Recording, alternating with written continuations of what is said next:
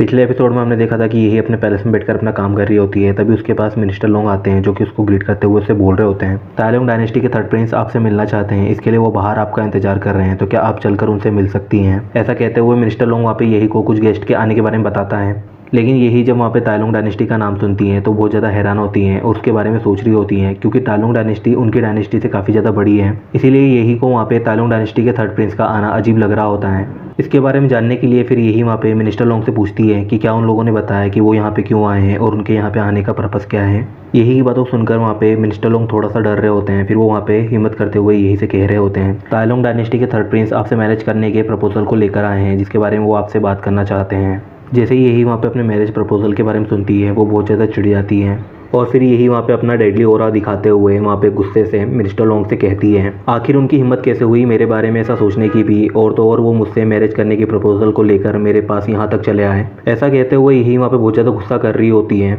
यही को गुस्से में देखकर मिनिस्टर लोग वहाँ पे तुरंत ही अपने घुटनों में बैठ जाते हैं और यही से कह रहे होते हैं, तालोंग डायनेस्टी नॉर्थर्न कॉन्टिनेंट की सबसे बड़ी डायनेस्टी है और सबसे बड़ी कंट्री है, और तालोंग डायनेस्टी के थर्ड प्रिंस अपने सभी भाई बहनों में सबसे ज़्यादा टैलेंटेड है, इसीलिए उन्हें तालोंग डायनेस्टी का वारिस भी चुना गया है। जब वो मिनिस्टर वहाँ पे ये सब कह रहा होता है तब यही वहाँ पे उसकी तरफ देख रही होती है और समझने की कोशिश कर रही होती है कि वो मिनिस्टर क्या कहने की कोशिश कर रहा है। तो मिनिस्टर वहाँ पे अभी भी यही से कहना जारी रखता है और कह रहा होता है कि उसकी पावर्स की वजह से और उसके टैलेंट की वजह से वो जल्द ही उस डायनेस्टी का नया एम्परर बन सकता है। इसलिए अगर आप उन्हें सीधे ही मना कर देंगी तो मुझे डर है कि आगे चलकर हमारी डायनेस्टी के साथ कुछ बुरा हो सकता है। मिनिस्टर की बातों को सुनकर यही वहाँ पे उससे कहती है कि मैं यहाँ की एम्प्रेस हूँ और ये सब मेरा फैसला है, इसके बाद जो कुछ भी होगा उसे मैं संभाल लूँगी, तुम्हें इसके बारे में फिक्र करने की कोई ज़रूरत नहीं है। और ऐसा कहते हुए यही वहाँ पे अपने हाथ के इशारे से उस मिनिस्टर को वहाँ से जाकर उन लोगों को भगाने के लिए कह रही होती है। लेकिन यही की बातों को सुनकर वो मिनिस्टर वहाँ पे उसे आगे कहते हुए बोल रहा होता है, थर्ड प्रिंस यहाँ पर अकेले नहीं आए हैं, उनके साथ डिवाइन फायर रिलम के टॉप के 2 मास्टर्स भी हैं जो कि उनके साथ यहाँ पर आपसे इस बारे में डिस्कस करने के लिए आए हैं। इसलिए मुझे नहीं लगता उन्हें यहाँ से इस तरह जाने के लिए कह देना आसान होगा,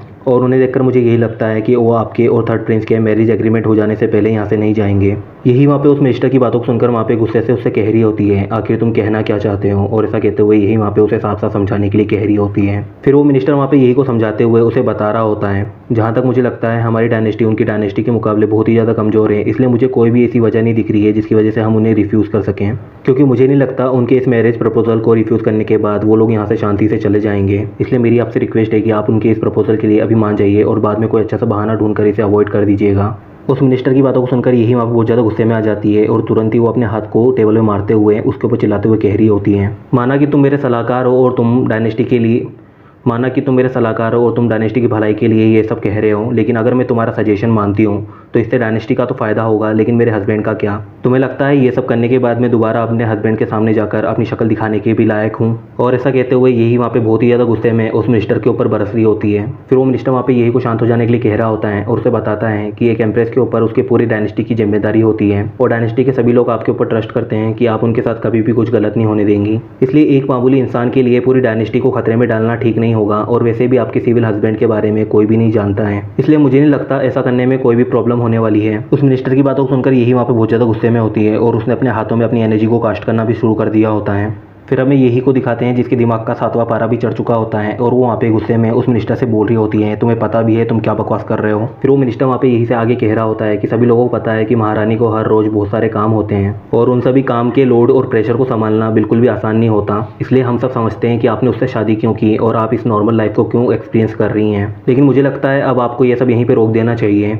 और इस बारे में सोचना चाहिए कि आपकी ज़िंदगी पे लगे उस दाग को किस तरह साफ किया जाए। और ऐसा कहते हुए वो मिनिस्टर वहाँ पे यही को तियान को ख़त्म करने के बारे में कह रहा होता है और वो मिनिस्टर आगे कहते हुए यही से बोल रहा होता है, इससे आपको 2 फ़ायदे होंगे, पहले तो आपकी ज़िंदगी से एक बोझ कम हो जाएगा और दूसरा उसके ख़त्म होते ही यहाँ पे ज़्यादा लोग नहीं हैं जो कि उसके बारे में जानते हैं, तो तालोंग डायनेस्टी को कभी भी इस बारे में पता नहीं चलेगा और उससे आपके रिलेशनशिप काफ़ी अच्छे बने रहेंगे। जब वो मिनिस्टर वहाँ पे ये सब बकवास कर रहा होता है तभी यही वहाँ पे अपनी जगह से शिफ्ट हो जाती है और उस मिनिस्टर की तरफ बढ़ रही होती है, और जैसे ही यही वहाँ पे उस मिनिस्टर के पास में आती है वो अपने हाथों से उस मिनिस्टर के गालों पे एक बहुत ज़ोर से थप्पड़ लगाती है, जिसकी वजह से वो मिनिस्टर वहाँ पे दूर जाकर गिरता है। फिर हमें उस मिनिस्टर को दिखाया जाता है उस थप्पड़ की वजह से उस मिनिस्टर के इंटरनल ऑर्गन से भी डैमेज हो गए होते हैं, जिसकी वजह से उसके मुंह से खून निकल रहा होता है। फिर यही वहाँ पे अपने ओरा ड्रैगन को भी समन कर लेती है और उस मिनिस्टर से बोल रही होती है, तुमने मेरे लिए काफ़ी लंबे टाइम तक काम किया है और तुमने कभी भी अपने किसी भी काम का क्रेडिट भी मुझसे नहीं मांगा, इसीलिए तुम आज अब तक जिंदा हो और मैंने सिर्फ अभी तुम्हारा कल्टिवेशन ही ख़त्म किया है। और ऐसा कहते हुए यही वहाँ पे बहुत ही ज़्यादा गुस्से में उस मिनिस्टर को घूर रही होती है। फिर यही वहाँ पे उस मिनिस्टर से दूर दोबारा अपनी सीट के ऊपर जाते हुए उस मिनिस्टर से कह रही होती है, लगता है अब तुम बहुत ज़्यादा बूढ़े हो गए हो, इसलिए तुम्हें अब दोबारा कल से यहाँ आने की कोई ज़रूरत नहीं है। इसलिए बेहतर होगा कि तुम यहाँ से चले जाओ और दोबारा कभी मेरी नज़रों में ना हो, ताकि तुम अपनी बची हुई बाकी ज़िंदगी ठीक से काट सको। और ऐसा कहते हुए यही वहाँ पे उस मिनिस्टर को जाने के लिए कह रही होती हैं और उसे पैलेस से भी निकाल देती हैं। जब वो मिनिस्टर वहाँ पे यही की बातों को सुनता है तो वहाँ पे वो उसे ग्रीट करते हुए उसे ज़िंदा छोड़ने के लिए उसे थैंक्स बोल रहा होता है। और फिर हमें उस मिनिस्टर को दिखाते हैं जो कि वहाँ पे अपने मन में ही कह रहा होता है, मुझे लगा नहीं था उस सर्वेंट की मैजिस्ट्रेट के दिल में इतनी जगह है। अगर मुझे पता होता तो मैं उसके बारे में कभी भी कुछ बुरा नहीं कहता। और ऐसा सोचते हुए वो मिनिस्टर वहाँ से चला जाता है। उस मिनिस्टर के जाने के बाद हम यही को देखते हैं जो कि वहाँ पे खुद से ही कह रही होती हैं, अगर मेरी ज़िंदगी भी चली जाए तभी मैं ऐसा कोई काम नहीं करूँगी जिसकी वजह से मैं अपने हस्बैंड की नज़रों में गिर जाऊँ, और मैं कभी भी अपने हस्बैंड से दूर नहीं होना चाहती, कभी भी नहीं। और ऐसा कहते हुए यही वहाँ पे अकेले में खुद से ही बातें कर रही होती हैं। फिर यही वहाँ पे गुस्सा करते वो बोल रही होती है, मैं किसी से भी नहीं डरती, भले ही फिर वो ताई लुंग डायनेस्टी क्यों ना हो। जो भी मुझे मेरे हस्बैंड से दूर करने की कोशिश करेगा मैं उसे बिल्कुल भी जिंदा नहीं छोड़ूंगी। और ऐसा कहते हुए यही वहाँ पे गुस्सा कर रही होती है। फिर यही वहाँ पे कुछ गार्ड्स को बुलाती है और उन्हें रास्ता दिखाने के लिए कह रही होती हैं, ताकि वो जल्द से जल्द ताई लुंग डायनेस्टी के लोगों से मिल सकें और इस मैटर को ख़त्म कर सकें।